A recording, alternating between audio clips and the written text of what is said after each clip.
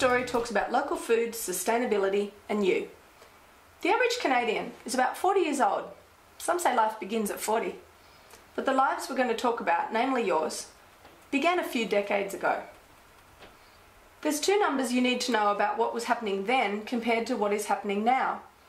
They're really important and they happen to relate to food. 40 years ago, your parents spent about 18% of their annual income on food. And they spent about 5 to 6% of their income on health, like bringing babies into the world. So what do you think these grown-up babies spend today on groceries, given that Canada has the cheapest food system in the world? Well, now we spend the opposite, about 9% on food and a staggering 16 to 18% on health. And we're not getting any healthier. We know you love cheap food, just like you love and deserve cheap jeans and cheap cell phones, only you can't eat those. And you know who else is not getting healthier? It's the Canadian farmer. There's only 7,000 of them in Ontario under 35. The average age is 52.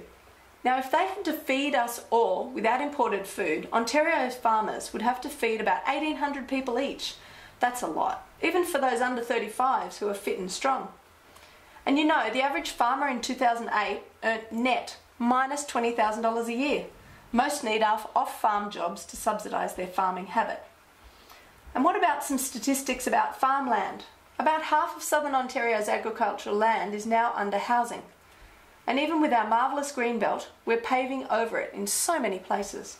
SARS showed us you'd have to have about 3 days' worth of food in Toronto if there was some sort of crisis.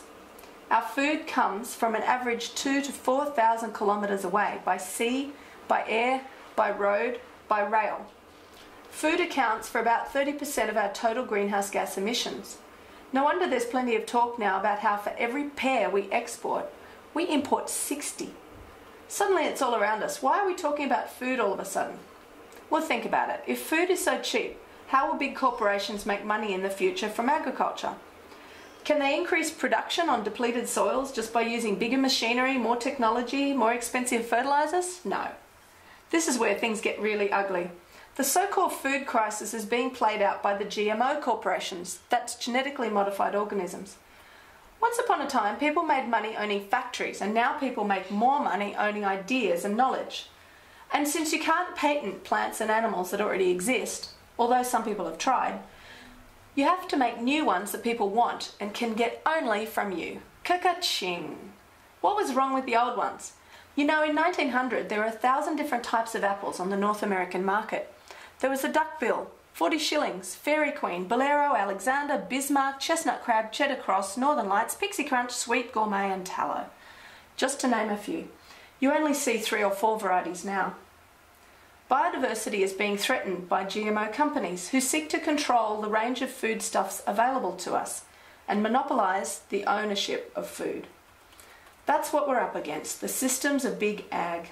And none of them are here to help you eat safely, eat fresh, eat healthily, eat well. So what is the way ahead? Well, it's time for economically, socially and environmentally sound food. This is the concept of sustainability. So what does that mean exactly? Well, it means buying fair trade. That is, paying people elsewhere who grow your food at a decent wage. It means buying locally, as every dollar spent locally has a very strong multiplier effect. The farmer uses your money to buy local seed. The seed company uses a local truck to get to work in and then employs local people, and so on.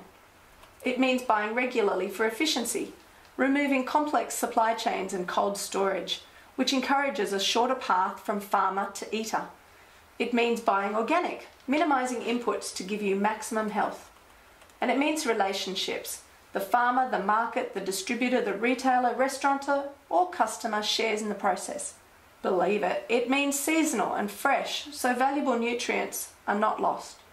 Did you know some lettuce products have a shelf life of 21 days? Ew. It means fewer greenhouse gases. It means jobs, family farms, food security, health and the environment.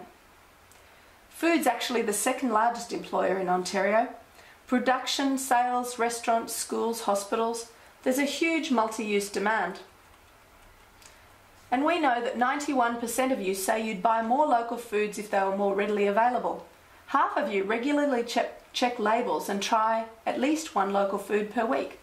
79% of Ontarians actually prefer socially conscious products. So the research tells us you already care. And we know you care about firstly supporting farmers, then supporting the local economy, for quality and health reasons third, especially those over 40 who remember what real food used to be like, and fourth, due to an awareness of climate change. So the next 3 clips in this series will show you how to achieve just that here in Niagara and how to make it better.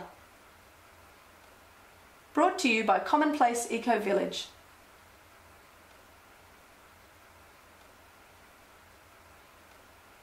A Niagara original.